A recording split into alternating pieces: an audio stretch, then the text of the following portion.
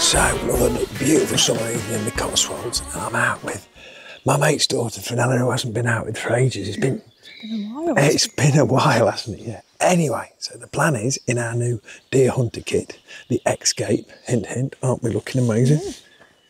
We're going to try and find her a Roebuck. So she hasn't shot one for a couple of years. So we're going to try and see one. Last week, when I was hunting with a German huntress, we saw a nice buck here. There was a nice buck for us to take. I'm hoping he's out tonight, 7:30. Sun's just starting to drop. Temperature's a little bit high, really, but it's been lovely weather all week, and so hopefully we're going to see what we can do. She zeroed the gun earlier on, before we went and had a quick Coke at the pub. It was a Coke. We did 100 metres, a couple of shots. I mean, I know the K5 is on, but I just wanted Fenella to refamiliarise herself with it. So absolutely spot on shooting. You women are always good at the target. Right, let's go and find the actual animal. And I'm speaking really quietly because this one block here always has deer in it. But today it'll be fallow deer that are out of season. You watch.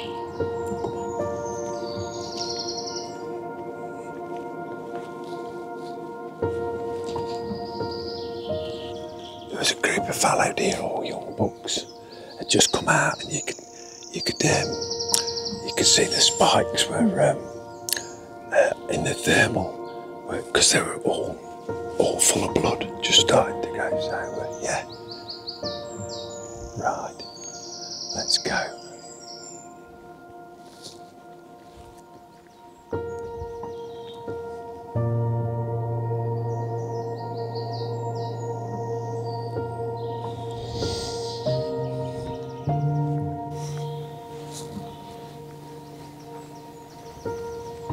So the sad thing is, Fenella, whenever I walk through this piece of woodland, when I first got it, this track wasn't here. It was just a grass footpath, and nothing was on this side. Only some oaks. This has all been regeneration and a little bit of plantation. But can you see how the silver birches took over? This was here. This was nothing, just a new plantation. Now, 15 metres high, 30 years ago, when I was your age.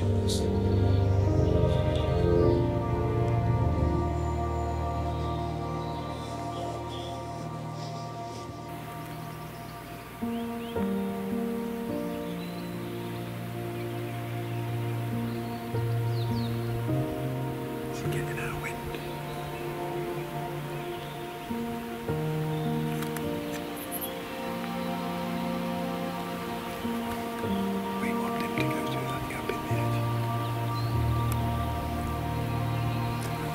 Straight on her back, can you feel it? It's not ideal. It was into her face on the other side of the wood, and in the same position on this side of the wood. It's the opposite, totally opposite.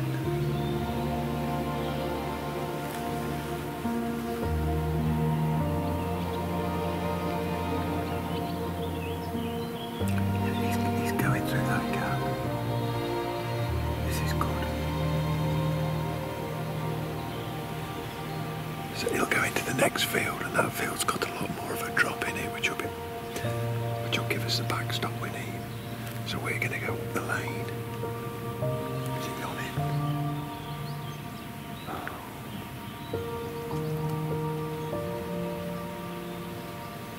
Grab it.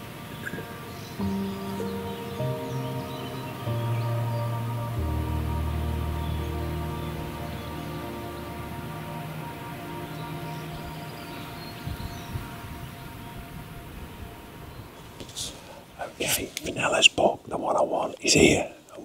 He's out early. It's a beautiful summer's evening, and he's just walked straight across the field to the far side. As I've just said off camera to these two, the wind's right on our back. It's not much of a wind, but there's enough to give him our scent. He's not going anywhere. This is his field. He's going to probably mark his territory. And then there's a gap, and then he goes into another field, and that ground actually drops away, which will present a better backstop for us for a shot with Fenella. Because she isn't very tall. They don't put dynamite in big boxes.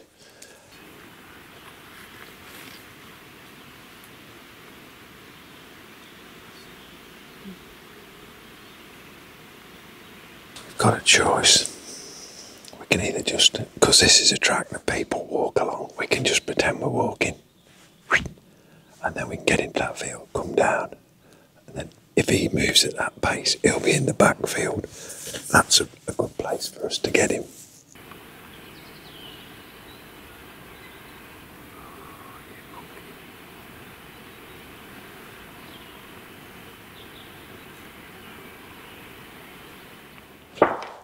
Oh, your dad's had one anyway.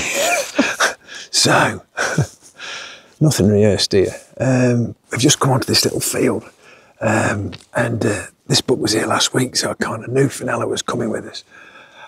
And it's the field where she shot her book a couple of years ago. So this book's a good one for us to take. There's actually 3 books here, so we're going to carry on and try and find the other book. This was the target book. And the far side of the wood where we parked, the wind was perfect into our face.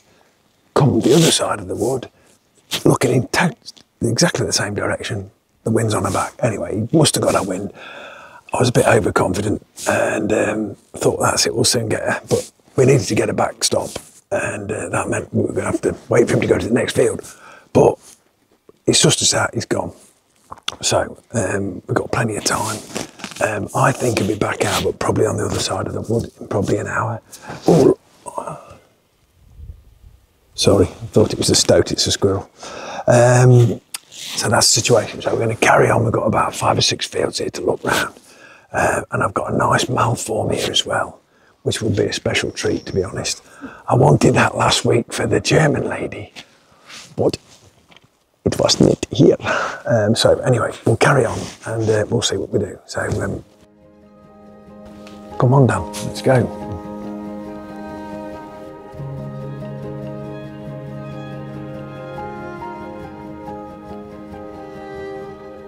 You'll see me look at the ground when we're out.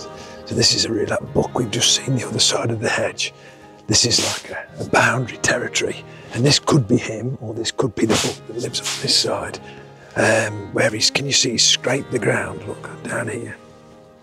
And then he's marked with his antlers here. And the scent glands on his face, he'll scent mark with that. And he'll rub his antlers all in it to mark his territory. And that's telling that guy, this is my patch, stay out of it and everything. And these are the signs we look for. Early season, it's still quite early season. They're still at the moment, still fighting over how much they've got or which doe they're with. And this is just a prime example. The ground's very dry, but you can see all this, look. Can you see where he scraped his foot? Anyway, I thought I'd share that with you. You see here, look. He's gone mad here. This is all big from his antlers. He's an angry buck, but if you get 2 bucks who are of similar size, they really have to compete. So the more it goes up, if it's a big lad with a younger buck, you ain't really got to chase him off. When it's 2 similar age bucks, similar stature, you really have to have a good go at each other. It's like young farmers on a Friday night. Anyway, come on, Uncle Owen will find you a book. Again, here's more sign on this little bit of gorse. Can you see, this is his boundary, so anything that's like in his way, he can just rub a bit of scent on his face up, and he'll just always do that, find it. Dog grows here, can you see how it's all browsed? Favourite food source.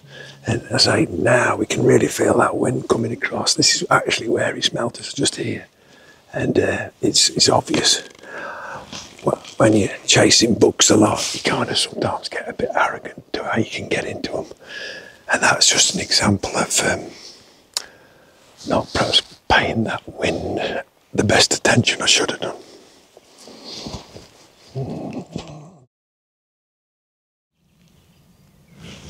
Frustrating night.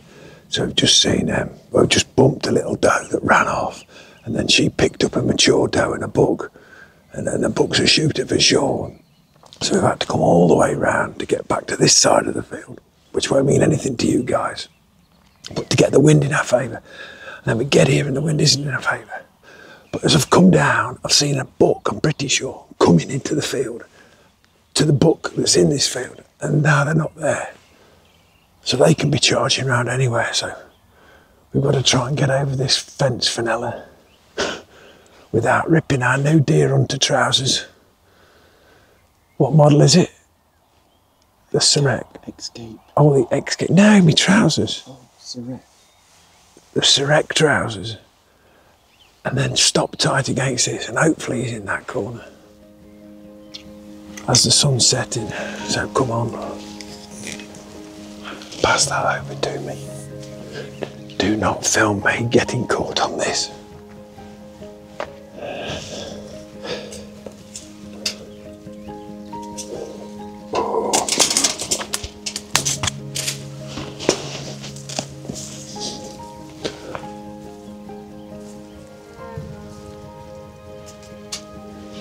Don't you hate it when your crispies get caught?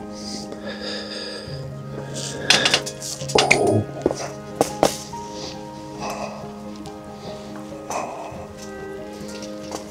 So the buck that we're after is about 111 metres on my Loophole BX4 HDs. But there's two does acting as lookout who actually have seen us come over the fence by this big oak. So we've got to try and get Fenella into a position by keeping him very tight, and that if the does bust and go back to the wood, which they're against, I can hopefully stop the buck long enough for Fenella to get a shot. So there's a lot of things going on here. The good thing is, after a night of hunting wind, changing directions and us constantly having to, we've actually got the wind into our face, so that's one good thing. So, the sun's setting, as you can see. It's a lovely mid-May evening, but we still haven't got Fenella a buck.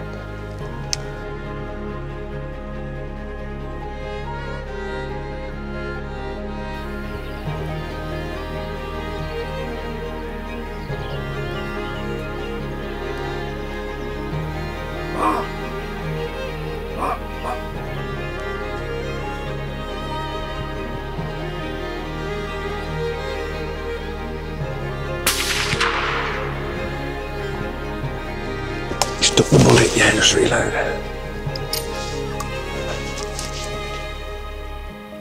Oh, he's down, well done.